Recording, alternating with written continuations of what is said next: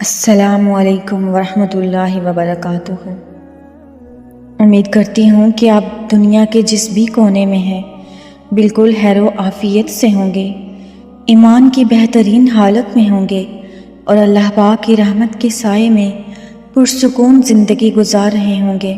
میرا دل چاہتا ہے کہ میں آج اپنے اور آپ کے درمیان کی تمام دیواریں گرا کر بالکل آمنے سامنے بیٹھ کر ایک دوست کی طرح آپ سے دل کی باتیں کروں، لیکن ہمیشہ کی طرح اپنی گفتگو کا باقاعدہ آغاز کرنے سے پہلے میرا دل تڑپ رہا ہے کہ میں اپنے ان پیارے بہن بھائیوں کے لیے جولی پھیلاؤں جو اس وقت کسی نہ کسی دلی قرب، تنہائی اور تکلیف میں مبتلا ہیں۔ میں جب بھی آپ کے کامنٹس پڑھتی ہوں تو مجھے احساس ہوتا ہے کہ لوگ اپنی پاکیزہ محبت اور عزت کے ساتھ گھر بسانے کی خواہش میں کتنے پاپڑ بیلتے ہیں، دنیا کے سامنے کتنے بے بس ہوتے ہیں اور ان کے دلوں کے اندر کتنے طوفان چھپے ہوتے ہیں۔ آئیے ہم سب مل کر سب سے پہلے اپنے رب کے حضور ہاتھ اٹھاتے ہیں۔ یا اللہ، جو ہاتھ اس وقت اس ویڈیو کو دیکھتے ہوئے اپنے بوجھل دل، سچی نیت اور پاکیزہ تمنا کے ساتھ تیری بارگاہ میں اٹھے ہیں، ان ہاتھوں کی لاج رکھ لے۔ یا اللہ، جو بھی اس وقت کومنٹ سیکشن میں آمین لکھ رہا ہے یا اپنے دل میں کسی کو پانے کی، عزت کے ساتھ نکاح کرنے کی پاکیزہ خواہش چھپائے بیٹھا ہے اور اس دنیا کے سامنے سب راستے بند نظر آ رہے ہیں، تو اپنی غیبی طاقت سے، اپنے کن سے ان کے لیے اسباب پیدا فرما۔ یا اللہ، دنیا کی ضدوں کو محبتوں میں بدل دے، بند دروازوں کو کھول دے، ناممکن کو ممکن میں بدل دے اور ان کے دلوں کو وہ سکون کامل عطا کر دے کہ دنیا دیکھتی رہ جائے۔ آمین یا رب العالمین۔ آپ سب بھی کامنٹ میں آمین ضرور لکھیے گا، کیونکہ کون جانے کہ کس تڑپتے ہوئے دل کی آواز پر عرش والا اپنی رحمتوں کا دروازہ کھول دے، وہ سب کی بگڑی بنا دے۔ میری پیاری بہنوں، آج میں آپ کے سامنے ایک لفظ رکھنا چاہتی ہوں جس نے لاکھوں انسانوں کی زندگیوں کو تباہ کر رکھا ہے، ان کی امیدوں کو توڑ رکھا ہے، اور وہ لفظ ہے ناممکن۔ ہم جب بھی زندگی کے کسی مشکل موڑ پر کھڑے ہوتے ہیں، جب ہم کسی انسان کو سچے دل سے پسند کرتے ہیں اور اس کے ساتھ عزت اور نکاح کا رشتہ قائم کرنا چاہتے ہیں، تو یہ دنیا، یہ معاشرہ، ہمارے اپنے رشتہ دار اور کبھی کبھی ہمارے حالات ہمارے سامنے آ کر کھڑے ہو جاتے ہیں اور کہتے ہیں یہ شادی نہیں ہو سکتی، یہ ناممکن ہے۔ لیکن میں آج آپ سے پوچھتی ہوں، یہ ناممکن کا لفظ آخر کس نے بنایا؟ یہ لفظ انسانوں کا بنایا ہوا ہے۔ یہ لفظ ان کمزور مخلوقات کا ہے جن کے پاس خود اپنی سانسوں کا کوئی اختیار نہیں ہے، جو خود ایک ایک سیکنڈ کے محتاج ہیں۔ انہوں نے ہماری زندگیوں اور ہمارے مقدر کے فیصلے اپنے ہاتھ میں لے لیے ہیں۔ حقیقت تو یہ ہے میری پیاری بہنوں کہ کائنات کے مالک کی ڈکشنری میں ناممکن نام کا کوئی لفظ ہی موجود نہیں ہے۔ وہ تو وہ ذات ہے جو مٹی سے انسان بناتی ہے، جو اندھیری راتوں میں کالے پتھر پر چلنے والی چیونٹی کو بھی رزق دیتی ہے اور جو مردہ زمین سے زندگی پیدا کرتی ہے۔ جب ہم کہتے ہیں یا اللہ، میرے حالات ایسے ہیں کہ اب کچھ نہیں ہو سکتا، اب سب راستے بند ہیں، تو ہم اصل میں اپنی سوچ کو اللہ کی قدرت پر حاوی کر رہے ہوتے ہیں۔ اللہ فرماتا ہے کہ میں اپنے بندے کے گمان کے مطابق ہوں، وہ جیسا میرے بارے میں گمان رکھتا ہے میں اس کے ساتھ ویسا ہی معاملہ کرتا ہوں۔ اگر آپ کا گمان یہ ہے کہ آپ کی محبت سچی ہے، آپ کی نیت پاکیزہ ہے اور آپ کا رب سب کچھ بدلنے پر قادر ہے، تو یقین جانیے کائنات کا کوئی قانون ایسا نہیں جو اللہ کے حکم کے سامنے کھڑا ہو سکے۔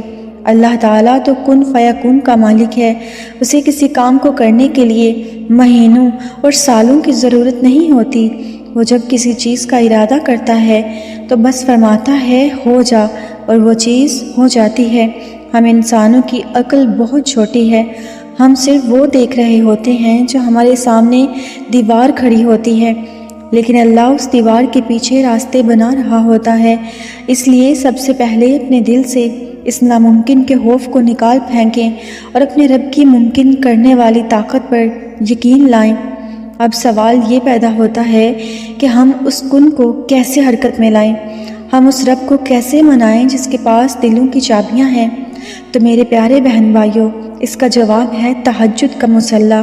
تہجد کوئی عام عبادت نہیں ہے، یہ کوئی عام وقت نہیں ہے، یہ وہ وقت ہے جب پوری کائنات تھم جاتی ہے، جب دنیا کے تمام جابر، ظالم اور ضدی لوگ گہری نیند سو رہے ہوتے ہیں، جب سب عدالتیں بند ہوتی ہیں، تب کائنات کے شہنشاہ کی عدالت لگتی ہے۔ اللہ تعالیٰ رات کی سحری پہر آسمان دنیا پر نزول فرماتا ہے اور خود اپنے بندوں کو پکارتا ہے۔ وہ کسی فرشتے کے ذریعے پیغام نہیں بھیجتا، وہ خود آواز لگاتا ہے کہ ہے کوئی مانگنے والا جسے میں عطا کروں، ہے کوئی اپنی محبت کا سوال کرنے والا جس کی جھولی میں بھر دوں، ہے کوئی بند راستوں کو کھلوانے والا جس کے لیے میں غیب سے اسباب پیدا کروں۔ سوچیں، کائنات کا مالک خود جھولیاں بھرنے کے لیے تیار بیٹھا ہے اور ہم انسانوں کے سامنے جا کر رو رہے ہوں، ہم رشتہ داروں کی منتیں کر رہے ہوں، ہم ان لوگوں کے پیروں میں گر رہے ہوں جو خود محتاج ہیں۔ تو یہ کتنی بڑی نادانی ہے نا۔ لوگ کہتے ہیں کہ آپی لڑکے والے نہیں مان رہے، لڑکی کے والدین بہت ضدی ہیں، وہ اپنی انا چھوڑنے کو تیار نہیں ہے، وہ کچھ بھی مانیں گے نہیں۔ میں آپ سے پوچھتی ہوں کہ ان ضدی انسانوں کے دل کس کے قبضے میں ہیں؟ ان کے دلوں کو دھڑکانے والی ذات کون سی ہے؟ وہ اللہ ہی تو ہے۔ اللہ فرماتا ہے کہ انسان کا دل اللہ کی 2 انگلیوں کے درمیان ہے، وہ جیسے چاہتا ہے اسے پھیر دیتا ہے۔ آپ رات کو اٹھ کر اس ذات کے سامنے روئیں، وہ راتوں رات ضدی سے ضدی انسان کا بھی دل ایسے نرم کر دیتا ہے جیسے آگ پر موم پگھلتی ہے۔ جب آپ تہجد کے مصلی پر بیٹھ کر اپنے آنسو بہاتے ہیں تو وہ آنسو زمین پر گرنے سے پہلے عرش الہی تک پہنچ جاتے ہیں۔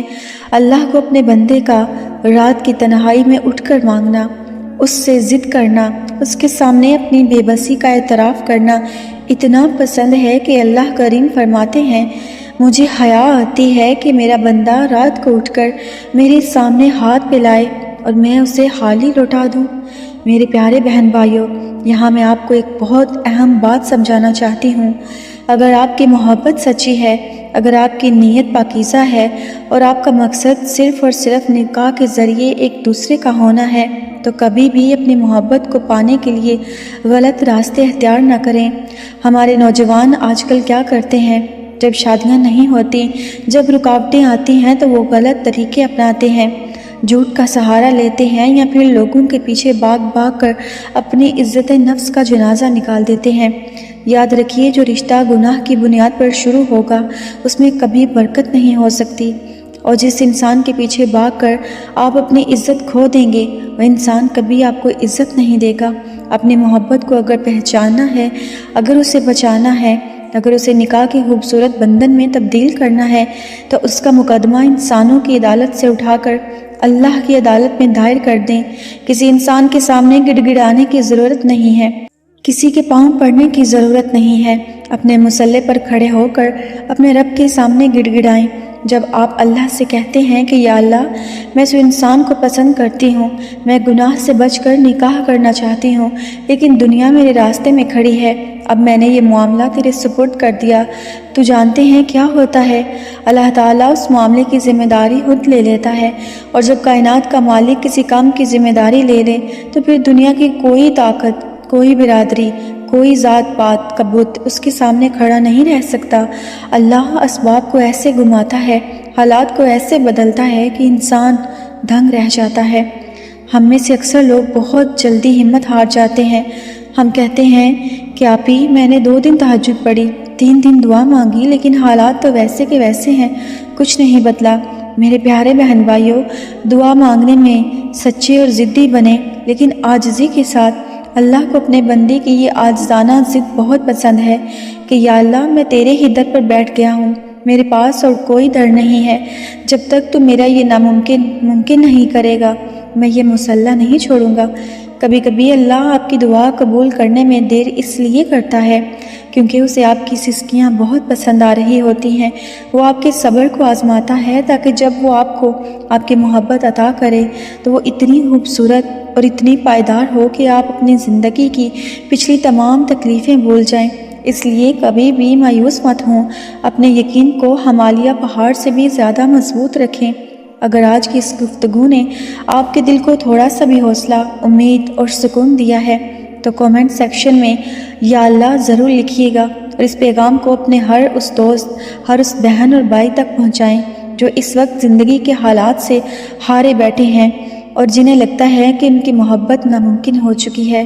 اس چینل کو سبسکرائب کرنا مت بھولیے گا اور اپنی خاص دعاؤں میں اس بہن کو بھی ہمیشہ یاد رکھیے گا، کیونکہ آپ کی دعائیں ہی میری کائنات ہیں۔